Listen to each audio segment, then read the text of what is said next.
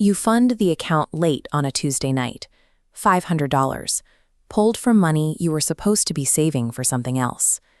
You don't tell anyone you're doing this. But as the platform loads, clicking that mouse makes you feel like you finally found a way to bypass the limits of your everyday life. You buy an asset on a whim. It moves up, maybe $43, and you close the trade immediately because you're terrified the profit will vanish. Watching that number tick upward provides a specific confirmation. You feel different, certain that you see the trends everyone else misses. You open another trade. This one drops. You hold on to it, waiting for a reversal that never comes, finally swallowing a loss that wipes out your earlier gain. Instead of caution, you feel an urgent need to accelerate.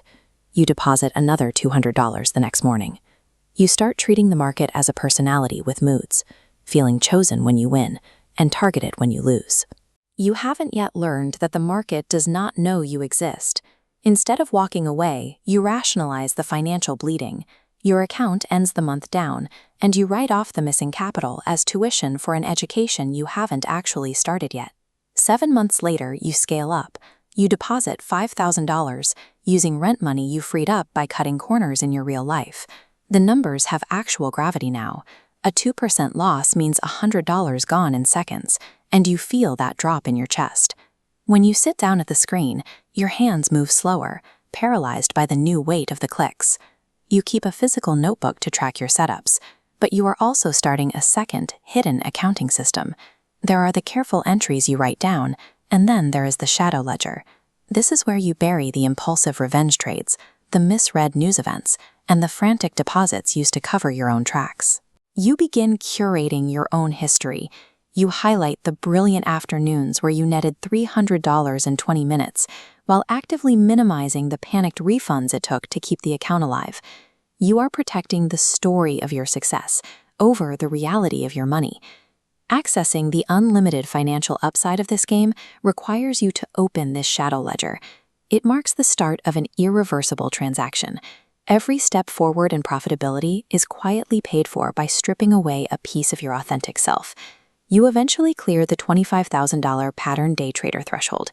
It feels like a promotion, a gate you finally walked through. You check futures before you're fully conscious. You are no longer someone who trades. You are a trader. But the shadow ledger eventually catches up to you.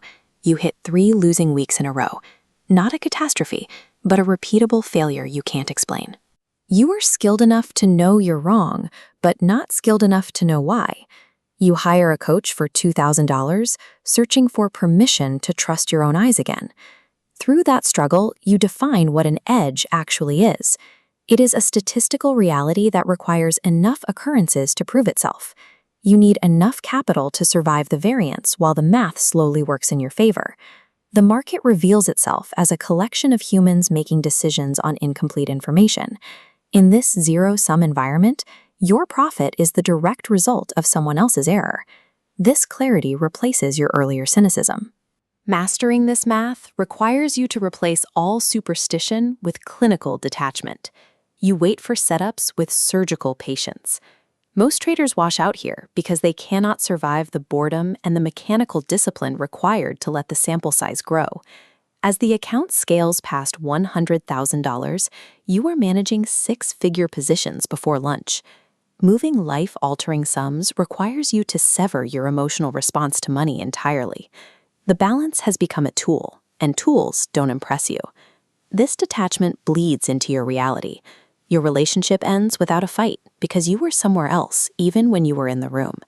You don't argue because she's right, and you're already thinking about the next setup forming on the screen. Your account size now affects the liquidity of what you trade. You can see your own orders in the tape, moving the market you used to just watch. You've become a part of the machine, a mechanical component carrying out responsibility without ceremony. Your social circle contracts. Standard conversations feel annoying and imprecise. You justify the isolation as a necessary focus, telling yourself you'll reconnect with people at the next milestone, a promise you've been making since the $25,000 account. At the $500,000 mark, the primary emotion is a low, stable pressure. It never spikes, but it never leaves.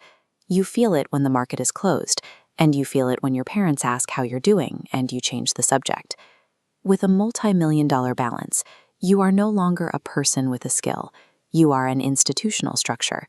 Your days are filled with spreadsheets, lawyers, and tax entities. The vocabulary has shifted from charts to portfolio construction and risk-adjusted returns. You live exceptionally well. Logistics and friction have been removed from your life through wealth. Travel is private, and your physical existence is perfectly ordered. This material comfort functions as a maintained temperature. It is a sterile environment that produces clarity while remaining entirely devoid of happiness. You observe your own life with detached curiosity. This is the ultimate cost of your journey, the flattening of outcome into expectation. You are never surprised anymore. Nothing that happens in the market tomorrow will make you feel the way that first $300 win felt in your studio apartment. The version of you that funded the first account with $500 is effectively dead. You can describe them in detail, but you no longer have access to their excitement or their naivety. You are looking at a photograph of someone who used to live in your house. The market opens, and you watch the first few minutes without moving. It's a reflex now, muscle memory laid down over years of loss and recovery. You operate on pure, unfeeling competence. Somewhere else, a balance reads $500. Someone just pressed buy. They are operating on a confidence born of total ignorance.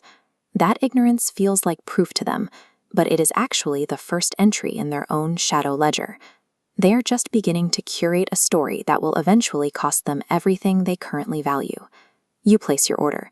You know this beginner will be shattered because you are the final iteration of the person they are trying to become. The screen flickers. They think the game is simple, and they are about to learn.